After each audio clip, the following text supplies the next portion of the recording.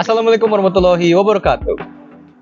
Hai sobat muda, selamat datang di Posidi, podcast sembari ngopi. Bersama saya Raffi Renard Octavian. Kini saya berada di Kopi Sajen, tepatnya di Jalan Merkuri, Kecamatan Ancasari. Sekarang kita ada kedatangan tamu bernama Teh Neneng. Baik, Teh Neneng dipersilakan. Hai. Halo Teh Neneng, gimana kabarnya? Alhamdulillah sehat. Kakak gimana? Sehat? Alhamdulillah sehat juga.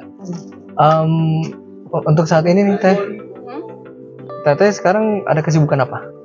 Lagi kuliah. Oh, lagi kuliah. Semester berapa nih kalau boleh tahu? Semester akhir lagi skripsi. Oh, di mana tuh? Di UPI. Oh, di UPI. Iya, di UPI. Oke. Baik Teh. Kita langsung aja nih ke Boleh. pembahasan yang sekarang kita mau tanya-tanya ya seputar peluang muda nih, potensi peluang muda. Dan saya juga ada sedikit tanya-tanya nih ya ke Teteh. Gini Teh, mau nanya nih terkait pemuda di zaman sekarang ya, atau bisa disebutlah Gen Z. Ya. Mereka ini kan merupakan generasi penerus bangsa ya. Nah, generasi muda ini mereka tuh kan punya potensi atau peluang besar atau sangat sama berkarya, Iya. betul kan? Betul. Nah, pertanyaan saya itu gimana sih, apa aja sih potensi dan peluang besarnya tersebut gitu apa ya? Mungkin ini kita sharing aja menurut aku ya. Kalau menurut aku di masa sekarang itu Gen Z memiliki potensi dan peluang yang cukup banyak, Kak. Oh. Nah, menurut aku yang paling banyak itu potensinya itu yang perlu kita gali dulu deh dari literasi, dari membaca segala macam. Karena kan membaca dari segala sumber dari buku, bahkan sekarang nggak hanya misalkan kita males nih ya ke perpus kan bisa Betul. menggunakan handphone ya, di handphone juga sekarang udah banyak kayak buku-buku online kayak gitu kan.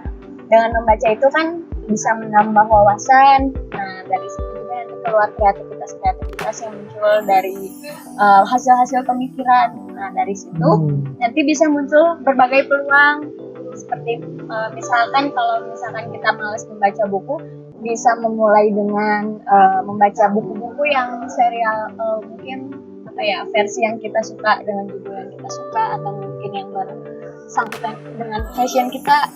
Misalkan saya nih ya kan saya berkuliah di UPI ngambil prodi pendidikan tata busana. Mungkin dari situ saya bisa meningkatkan kreativitas saya dengan cara membaca buku mengenai fashion. Nah, dari situ nanti akan muncul ide-ide tentang mix and match fashion itu seperti apa. Itu kan bisa jadi peluang juga. Nah, dari membaca dan munculnya peluang itu nanti bisa jadi peluang juga untuk kita mendirikan usaha. Berarti usaha apapun ya. Wah, Betul. banyak juga ya ternyata potensi dan peluang itu gitu ya. Ya, dari cuma satu potensi yang digali bisa muncul peluang banyak. Jadi ya peluangnya dimanfaatkan sama anak-anak muda zaman sekarang gitu ya, atau masa kini gitu ya. Betul. Nah, saya juga kan sebagai pemuda zaman sekarang lah ya, bisa disebut Gen Z lah ya. Iya. Nah, penasaran nih dengan beberapa tantangan atau hambatan Ya. yang harus dihadapi khususnya nih bagi saya dan pemuda generasi masa kini gitu atau saat ini gitu. Nah, apa aja sih tantangan atau hambatan yang kedepannya ada gitu, yang maksudnya yang bakalan ada kedepannya gitu? Nah, mungkin kalau dilihat dari zaman sekarang itu tantangan dan hambatan banyak sekali dijumpai ya. Mungkin yang paling menjadi tantangan itu dilihat dari lingkungan, kita. Misalkan jangan jauh-jauh deh dari lingkungan pertemanan misalkan. Kenapa dari situ menjadi tantangan atau hambatan? Lingkungan pertemanan itu kan perlu di-sharing juga tuh, terus kayak apalagi Gen Z sekarang tuh gampang banget terpengaruh ya menurut aku tuh.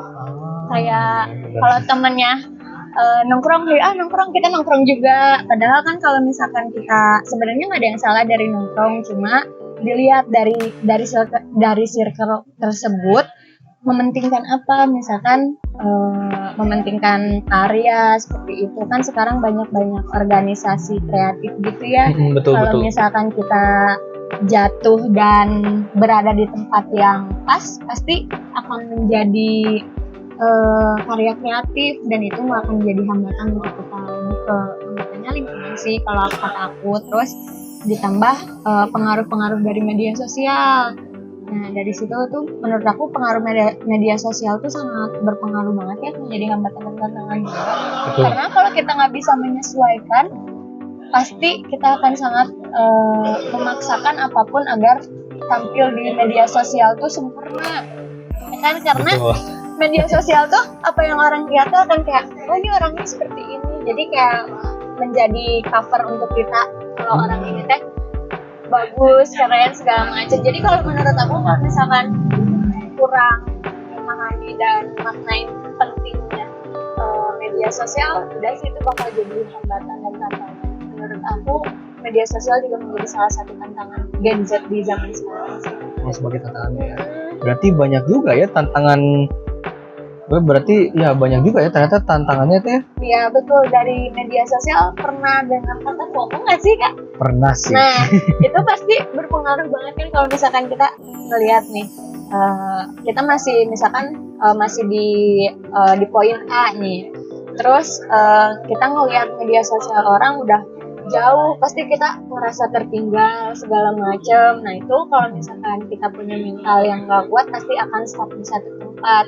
Cuma kalau misalkan kita punya pemikiran yang luas, sebenarnya FOMO ini menjadi hal yang positif, karena bakal ada sikap-sikap jiwa berlombanya gitu loh. Jadi kayak orang bisa gini, aku juga harus bisa. Jadi itu sih kata aku tantangan dan kendala. Oh ya, Teh, gimana ya caranya supaya kita bisa menghadapi tantangan tersebut gitu Teh? Cara kita menghadapi Atau mengatasi lah, betul, mengatasi tantangannya gitu. Kalau dari aku sih, pertama kita harus kenal dulu aja sama diri kita. Pertama kita passionnya apa, minatnya di apa, seperti apa. Terus nanti kalau misalkan terus nanti kan kalau udah muncul kayak gitu, kita tahu nih harus mengatasi seperti apa. Misalkan tadi saya bilang saya di tata busana nih, berarti saya harus memiliki circle yang mungkin bisa mendukung ke arah yang nantinya akan menjadi cita-cita saya, mungkin jadi desainer kan seperti itu. Terus yang perlu lagi disiapkan itu kedua itu manajemen waktu. Itu penting banget Kak, karena kan ada skala prioritas juga. Iya, terima kasih, diminum dulu ya Kak. Ya. Oke, lanjut dari manajemen waktu tadi. Kita harus tahu kesibukan kita itu apa, biar kalau misalkan ada target atau tujuan itu terskala dengan baik, karena ada skala prioritas juga kan, ada yang harus dilakukan sekarang dan ada yang bisa dilakukan nanti. Jadi mungkin dari situ kita bisa mengatasi hambatan dan tantangan-tantangan yang mungkin nantinya akan datang secara tiba-tiba gitu ya Kak. Nah kalau misalkan dari segi manajemen waktunya udah baik, pasti nggak akan ada target-target yang keteter oleh Gen Z. Jadinya nanti nggak akan ada kayak target yang miss gitu. Jadi kalau udah kita tahu targetnya harus seperti apa, skala prioritasnya seperti apa, pasti kedepannya akan terorganisir. Kalau menurut aku. Oh, jadi banyak juga ya. Iya. Kayak berupa sebagai tantangannya, potensi peluangnya gimana gitu kan. Oke deh. Thank you ya Teh ya.